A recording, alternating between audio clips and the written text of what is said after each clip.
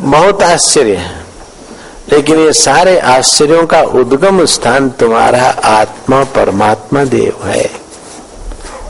ये सब माया में होता है, हुआ तो क्या। पानी के एक बूंद से एक शरीर ने करोड़ों शरीर बने बनाए दिख रहे हैं ना, ये भी तो है।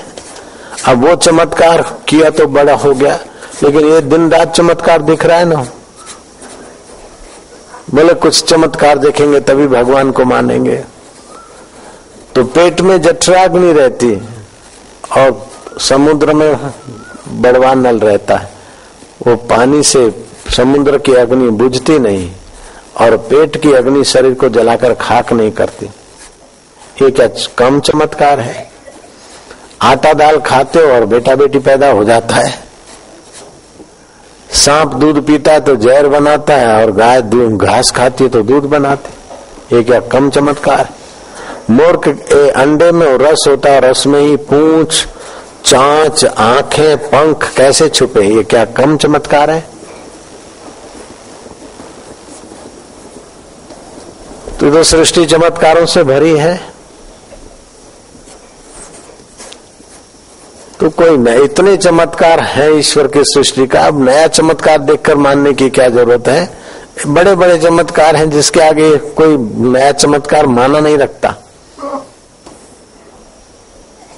एक पानी का ड्रॉप पिता का, उसमें 3000 जीव, उसमें से कई मरे मिटे, एक बच्चा और बन गया बेटा, फिर बन गया किशोर, फिर बन गया जवान, फिर बन गया राजा, फिर बन गया चक्रवर्ती, फिर बन गया सेठ।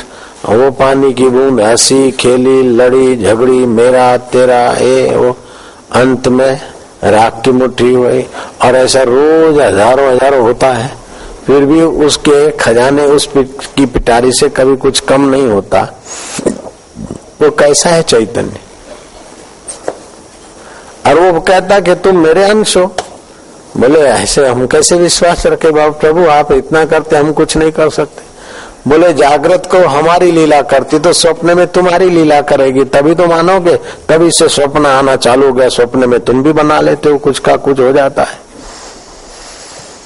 परमात्मा की ये सृष्टि तो जीवात्मा की स्वप्न की सृष्टि।